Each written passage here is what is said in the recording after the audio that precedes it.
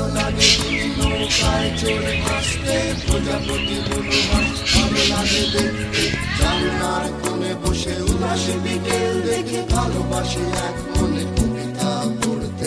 তবুও কিছুই যেন ভালো যে লাগে না কেন, উদাসী পথের মাঝে মন পড়ে থাকে যেন, কোথায় রয়েছে ভাবি লুকিয়ে বিষাদ। তবুও